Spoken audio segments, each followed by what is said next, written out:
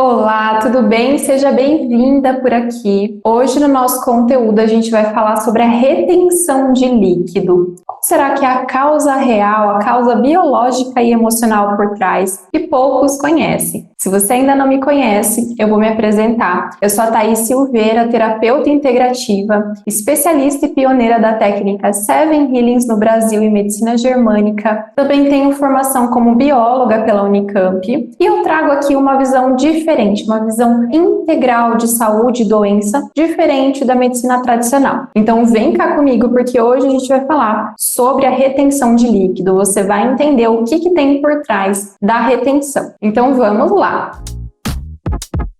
Você tem se sentido inchada? Você tem sentido retenção de líquido? Às vezes no corpo todo, às vezes em algumas partes específicas, você tem se sentido inchada? Então aqui eu vou te passar a causa real que poucos sabem, tá bom? Então vamos lá. Para o seu corpo passar a reter líquido, você precisa vivenciar uma situação específica que ameace a sua sobrevivência, ou seja, alguma situação perigosa. E a retenção de líquido, ela vem como resposta, como solução do corpo para te ajudar a passar por essa situação estressante. Então, o que a gente vê aqui no quadro da retenção de líquido? Para o seu corpo reter líquido, você precisa passar por alguma situação de abandono. O que significa isso? Quando às vezes você vivencia uma desconexão, quando você, por exemplo, se sente deslocada, quando você se sente rejeitada às vezes pela sua família ou por algum grupo na escola, quando você não se sente aceita, quando você se sente rejeitada, quando você se sente desamparada, sozinha, deslocada mesmo, quando você se sente um peixe fora d'água, o seu corpo ele pode reter líquido para compensar esse conflito que você está vivendo. E aqui, para você entender melhor essa questão, eu vou te trazer a explicação biológica para você entender como nada no nosso corpo acontece por acaso. Tudo tem um sentido, tudo tem uma ordem, tudo tem um porquê. E o objetivo do corpo é sempre te ajudar. Então, quando você se sente um peixe fora d'água, você pode reter líquido. Quando você se sente sozinha, abandonada, rejeitada, como eu expliquei aqui para você. E essa é uma memória primitiva que a gente carrega. Então, para a gente entender melhor aqui esse caso, eu vou te dar um exemplo de onde que essa memória vem. Então, a gente vai voltar lá nos primórdios, na época dos peixes, né, das formas de vida. A gente não existia ainda. Como que era o princípio de sobrevivência? Pensando aqui no caso dos peixes, por exemplo. Quando passava uma onda e esse peixe acabava encalhando na areia, quando ele ficava preso na areia, ou seja, quando ele saiu do grupo, saiu da água e ficava preso na areia, qual que era o instinto de sobrevivência desse peixe? Então, ele não vive fora da água, certo? E quando ele foi deslocado do grupo dele, quando ele saiu do meio dele, então é como se ele tivesse sido deslocado do meio dele, ele começa a reter líquido para sobreviver, para conseguir sobreviver fora da água, até vir uma outra onda e puxar ele de volta para a água, entende? Então, essa retenção de líquido, ela é uma proteção do corpo exatamente a esse conflito. E a gente consegue entender melhor quando eu trago esse exemplo aqui para vocês, que é exatamente essa memória arcaica dos peixes que a gente carrega também. Então, existem, por trás da retenção de líquido, existem esses conflitos de sobrevivência.